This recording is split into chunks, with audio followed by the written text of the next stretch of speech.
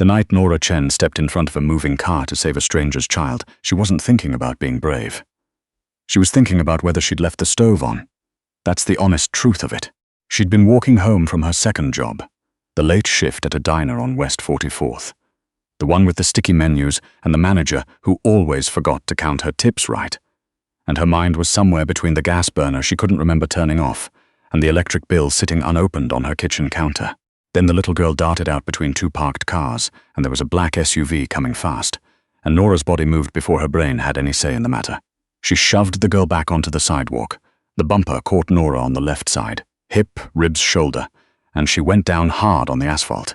She lay there for a second, staring up at a New York City sky the color of an old bruise, and her first thought was, I hope I didn't crack a rib because I cannot afford the ER. Her second thought came when she heard the SUV door open, and a man's voice, low, controlled, the kind of voice that was used to giving orders, said, "Get her off the street."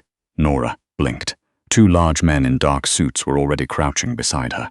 And standing a few feet away, the little girl, maybe 4 years old, dark curls, a pink coat, was crying into the shoulder of a woman Nora didn't recognize. The man was still standing by the car. He was tall, the kind of tall that made you notice the space he took up before you noticed anything else about him. Dark suit, no tie, a jaw that looked like it had an argument with a sculptor and won.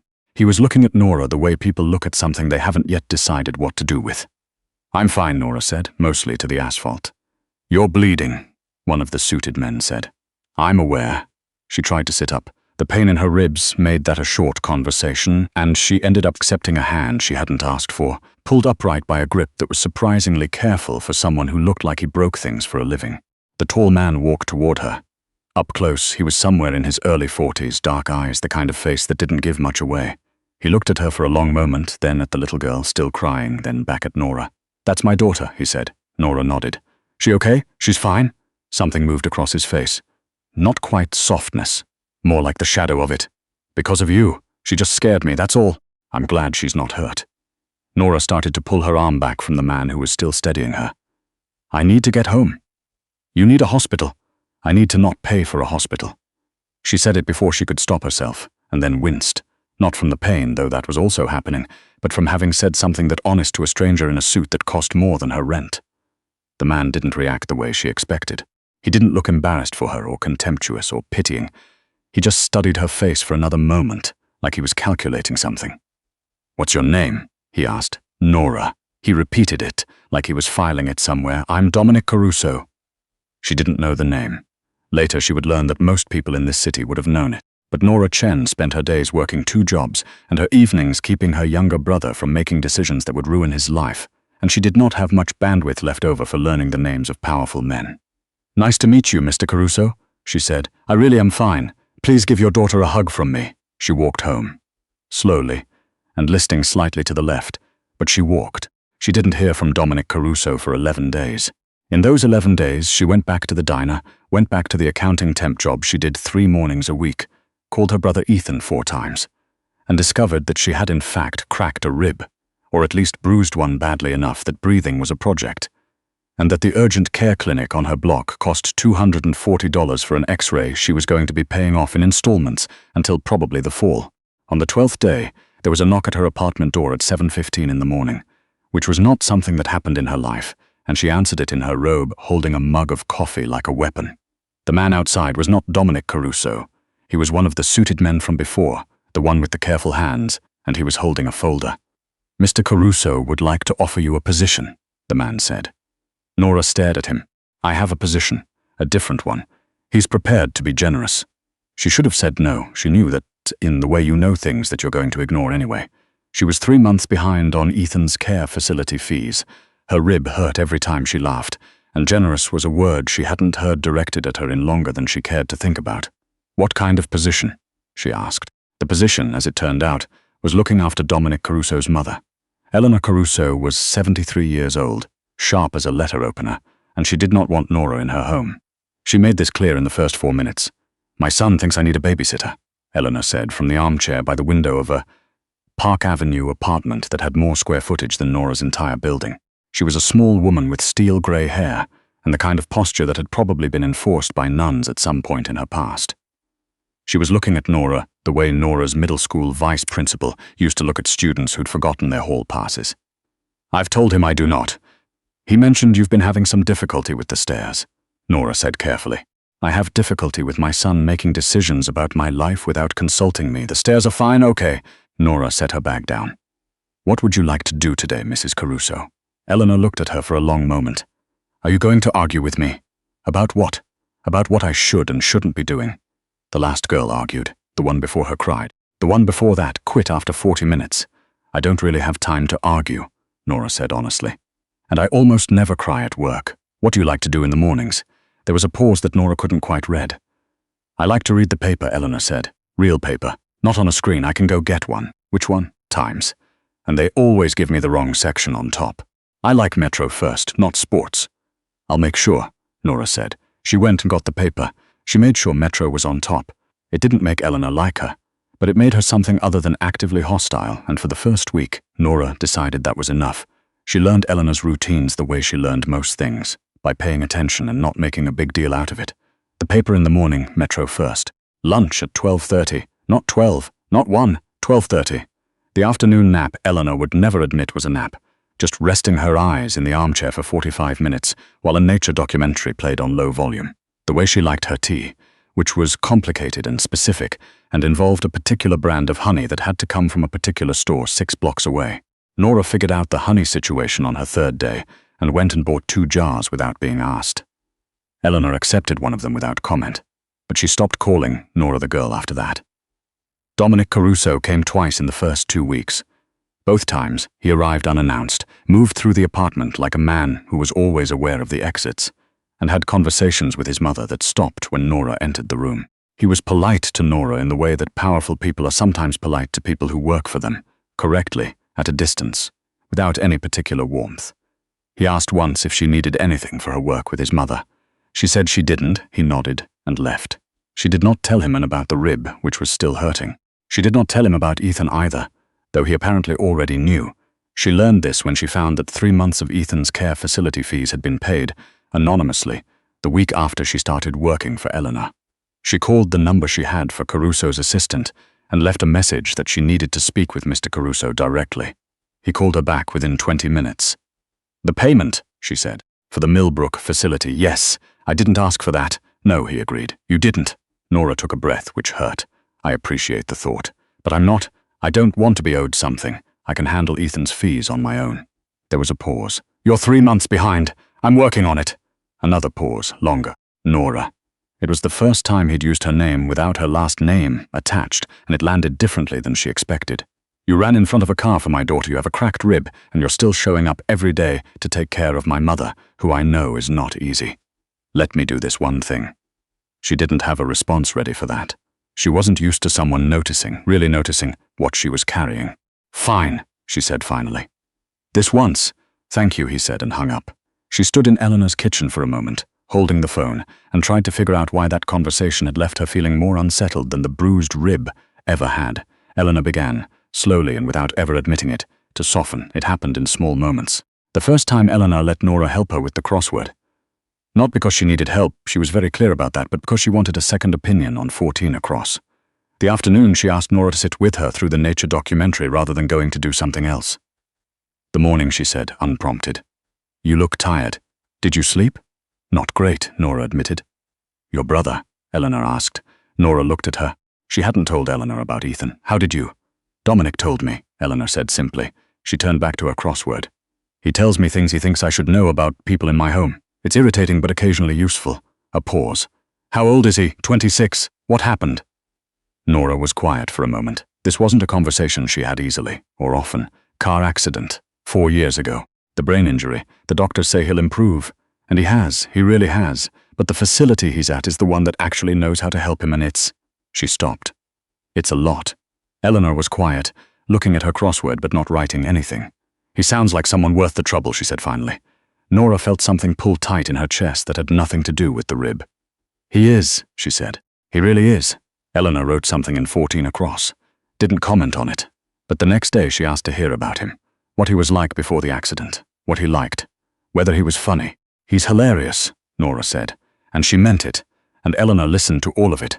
And Nora thought that might have been the first time she'd talked about Ethan to someone who wasn't a doctor or a billing department in longer than she could remember. She wasn't supposed to be there the night it happened. It was a Thursday in March, and Nora had stayed late because Eleanor had a doctor's appointment that ran long. And then Eleanor had been out of sorts afterward in the way she got when things reminded her that she was 73 and that her body had opinions about that. And Nora had stayed to make dinner and sit with her through the evening news, which Eleanor watched with the critical attention of someone grading it. Dominic was supposed to come by. He'd called ahead, which he didn't always do. He arrived at 8:15, and with him came the feeling that something was wrong. A tension in the way the two men who accompanied him moved, a sharpness in how he scanned the apartment when he walked in. Nora noticed it the way you notice a change in air pressure before a storm. She didn't know what it meant yet. She was in the kitchen when she heard the front door again. Later, she would learn that the building's security had been compromised. Someone on the inside, someone whose name she never learned. But in the moment, all she knew was a sound that didn't belong, and then shouting, and then she was moving down the hallway toward the living room without having decided to. Eleanor was in the hallway. That was the thing. Eleanor had gotten up, probably to go to the kitchen for something, and she was in the hallway when the door came open, and there was a man, and he had a gun, and he was looking at Eleanor. Nora didn't think. That was the only honest way to describe it. Her body had already been in the habit of moving before her brain finished the sentence. It had done it with the little girl in the pink coat, and it did it now. She stepped in front of Eleanor, shielded her with her body, and felt Eleanor's small, sharp hands grip the back of her arm. There were shots. She knew that part only after, because in the moment it was all noise and motion and the floor coming up fast. She was aware of hitting the ground. She was aware of Eleanor's voice saying something. Saying her name, Nora. Nora, in a register Nora had never heard from her before.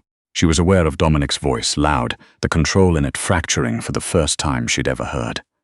Then things got quieter in a way that wasn't peaceful. She woke up in a hospital that was clearly not the kind of hospital she would have chosen for herself. The room was private. The bed had actual sheets. There was a window with a view of something other than a brick wall, which felt unfair. Her left shoulder felt like someone had replaced it with concrete and then set the concrete on fire, and there was a general impression of having been in an argument with the floor that the floor had won. But she was awake. That felt significant. Eleanor was asleep in the chair beside the bed. This was so surprising that for a moment Nora thought she was still dreaming. Eleanor Caruso, who had nap shame she'd take to her grave, was fully asleep in a hospital chair with her head tilted back and her reading glasses still on, a paperback in her lap. Nora watched her breathe for a minute. Then she looked at the doorway, because there was someone there. Dominic Caruso was standing at the edge of the room, and he was looking at her with an expression she hadn't seen on his face before. Not the controlled assessment, not the careful politeness. Something that looked like it had gotten past all of that, and wasn't sure what to do once it arrived. "Hey," Nora said. Her voice came out rougher than she expected. He crossed the room in 3 steps, which was fast for how far away he'd been, and crouched beside the bed so they were level. Up close, the sleeplessness was more obvious. There were other things that were more obvious too. The way his jaw was tight. The way he was looking at her like she was something he was still calculating whether he deserved to have. "You're awake," he said. "Seems like it. You have been in and out for 36 hours. Okay," she processed that. "Your mother is fine, because of you." His voice went somewhere quieter on that last part. Again. Nora looked at Eleanor, still asleep in the chair. She stayed. She refused to leave. Something moved across his face that she was starting to recognize, that shadow of softness he didn't usually let out. She also told the attending physician 3 things he was doing wrong, so he may not be her biggest admirer, but she's here. Nora almost laughed. Her shoulder vetoed it. "That sounds right." Dominic was quiet for a moment. His hands were resting on the edge of the bed, close but not touching. She noticed that he was careful about that. Careful about space, about not taking things she hadn't offered. "Why did you do it?" he asked. She thought about it honestly, the way she'd thought about the question the first time, with the car. "She was just there," Nora said. "Right there. And I was between her and it. That's not." He stopped. Started again. "That's not nothing, Nora," moving towards something instead of away from it. "Most people don't do that." "I don't know if it was brave," she said. "It might just be a reflex at this point. A reflex that got you shot twice." She looked down at her left shoulder, the bandaging visible above the hospital gown. Twice, he confirmed. "The other one," he said, and she realized he was having trouble finishing the sentence, "was in your side, okay." She took that in. That explains the side. He made a sound that wasn't quite a laugh and wasn't quite anything else either. He pressed his hand over his mouth for a moment, and she realized with some shock that he was getting himself together, that the past 36 hours had cost him something he hadn't been expecting to spend. "Mr. Caruso." "Dominic," he said. She looked at him. "You took 2 bullets for my mother," he said. "You can call me Dominic." Eleanor woke up 20 minutes later, discovered Nora was awake, and proceeded to be extremely brisk and informative about everything the doctors had said, which nurses were competent and which were not, and the fact that the room's call button was on the left, not the right. She said nothing about having been asleep in the chair. She said nothing about having stayed. But when she finished her rundown and resettled in the chair with her paperback, she reached out and patted Nora's hand once, firmly, like a period at the end of a sentence. Nora didn't say anything either. She understood Eleanor's language by now. It meant, "I see you. I'm not going anywhere." She stayed in the hospital for 9 days. Dominic came every day. This was something she registered without quite knowing what to do with. A man who ran whatever it was he ran, who had people who needed things from him and places that required his presence, and he came every day, sometimes for an hour, sometimes for 20 minutes. He brought coffee, once. That was actually good, not the machine kind, and seemed slightly embarrassed about it in a way she found unexpectedly charming. They talked. That was the part she hadn't anticipated. Not the visits themselves, but how much there was to say once neither of them was maintaining the correct professional distance. He asked about Ethan, real questions, follow-up questions, the kind that meant he'd been paying attention to the previous answers. He asked about her work before all this, the accounting, the diner. She asked him things she'd been curious about, and half expected him not to answer, and he answered most of them. And the ones he didn't answer, he said directly, "I can't tell you that," which she found she respected more than deflection. He told her about his daughter, Sophia. 7 now, afraid of thunder, obsessed with horses in the specific way that 7-year-old girls tend to be, had been wanting a horse for 2 years with the focused determination that children have before the world teaches them to want smaller things. He told her this with a kind of warmth that didn't match any of the other faces she'd seen him wear, and she thought that was probably the real one. "She asked about you," he said, toward the end of the first week. "Sophia. What did she want to know? Whether you were going to be okay." A pause. "She also wanted to know if you like horses." Nora laughed, and this time her side only protested a little. "I've never really been around horses." "She'll take that as an opportunity," he said. "I don't doubt it." He was looking at her with that thing again, the not controlled thing, the one that had gotten out during the first 36 hours and seemed to have decided it lived there now. "When you're better," he said, "I'd like to take you somewhere. Not here. Not my mother's apartment." He paused. "Somewhere that isn't a professional context." Nora looked at him for a moment. She was aware of all the reasons this was complicated. The power differential, the situation, the fact that she was in a hospital bed with 2 bullet wounds, and he was her employer's son, and also, apparently, the kind of man people sent armed intruders after. She was also aware that he had sat beside her bed every day for a week, that he'd learned the names of Ethan's doctors, that he'd been embarrassed about the good coffee. "When I'm better," she said. "Okay." Eleanor came home on a Tuesday, and Nora, still technically recovering, still technically supposed to be resting, was sitting in Eleanor's kitchen when she arrived, which Eleanor noted without comment. "You're supposed to be at home," Eleanor said, setting her bag down in the specific spot she always set it. "I'm sitting down," Nora said. "That's basically the same." Eleanor looked at her. The expression was the one Nora had learned by now, the one that looked like severity and meant something else entirely. "There's a crossword," Eleanor said. "Metro section." "I'll get the paper," Nora said. She got the paper. She put Metro on top. They did the crossword together. They did the crossword most of it, which was how they both preferred it, Nora offering the occasional second opinion on the ones that wanted one. Eleanor asked about Ethan's latest assessment, which Nora had received the day before. She listened to the whole thing with the focused attention she gave to the things she'd decided mattered to her. "He's going to walk better than the doctors first said," Eleanor said when Nora was done. "Mark my words. I hope you're right. I usually am. Dominic gets it from me." Nora looked at her. Eleanor didn't look up from 14 across.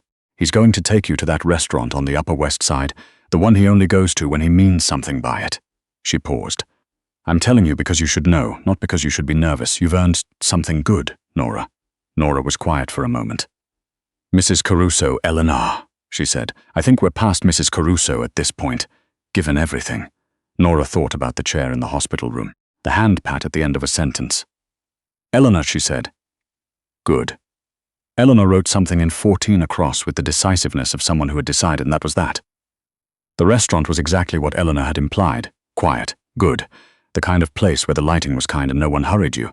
Dominic was there before her, which she noticed, because it was the kind of small thing you notice when you're paying attention. He stood up when she walked in. She couldn't tell if that was just what he did or if it was something specific, and then she decided it didn't matter. "You look well," he said. "The sling ruins the whole look," she said. "It doesn't," he said, and the way he said it made her believe him, which was disorienting. They ordered, they talked. Nora had the strange sensation of a conversation that felt both new and like the continuation of something already in progress, which it was. They'd been having it in installments, in a hospital room for 9 days. She told him things she hadn't planned to, about what it had been like after Ethan's accident, the first year, the year she didn't talk about, when she'd been 27, and suddenly the only person left and the bills were coming, and she hadn't known how to be all of it at once. He listened to all of it without trying to fix it, which was what she needed, which was rare. He told her things in return, about Sophia's mother, who had left when Sophia was 2, and how for a long time he'd thought that was the worst thing he'd done, failing to be the person she needed him to be, and how Sophia had somehow turned out so entirely herself anyway, which was either a gift or an indictment of the idea that parents have as much influence as they think they do. "She's going to be formidable," Nora said. "She already is." He smiled, and it was different from anything she'd seen on his face, undefended, the way people only smile when they've forgotten to manage how they look. "She's going to terrify the world when she's ready." "Good," Nora said, and meant it. Outside afterward, on the sidewalk where the night was cold and the city was doing what it always did, not stopping for anything, he stopped. "I want you to know," he said, "that I'm aware this started in an unusual way. That's a generous description. And I'm aware that you work for my family, technically, and that there are things about my life that are not uncomplicated. Dominic." She looked at him directly. "You've met my brother twice now, and you remember the name of his lead therapist. I think we're a little past the disclaimer stage." He looked at her for a moment. Something in his face settled, the last piece of the not-controlled thing, finding where it lived. "I'd like to see you again," he said. "I know," she said. "So would I." Months later, in a different spring, Nora sat in Eleanor's living room on a Sunday afternoon and listened to Eleanor talk about the crossword and the nature documentary and the hospital that still, Eleanor maintained, was doing that one thing wrong with the call button placement, and Nora thought about all the different kinds of ordinary this was. Ethan had come for dinner the week before. He'd walked in with a cane and a joke about the elevator, and Eleanor had told him he was taking too long on his physical therapy exercises, which she somehow knew, and Ethan had laughed and called her Mrs. C, and Eleanor had not corrected him, which Nora filed away as significant. Dominic came in from the kitchen with tea. He handed one mug to his mother, one to Nora, kept none for himself because he didn't drink tea, and Eleanor kept forgetting, and he never said anything about it, just quietly not drinking it. He sat on the arm of the couch near where Nora was sitting, close enough that their arms were touching in the easy way of people who've stopped being careful about distance. Eleanor was on 14 across. She tilted the paper toward Nora. "Second opinion," she said. Nora looked at it. "6-sided this, wrote it in." "Good," she said. Outside, the city was the city, noisy and unceasing and not interested in anyone's story in particular, but in here it was quiet in the way that things are quiet when everyone in the room has decided to stay. Nora looked at the crossword, and at Eleanor's handwriting, and at Dominic's hand near hers, and thought about the night on West 44th when she'd been walking home worrying about the stove. She hadn't left the stove on, as it turned out. She'd checked when she finally got home, that first night. Everything had been fine. She just hadn't known it yet.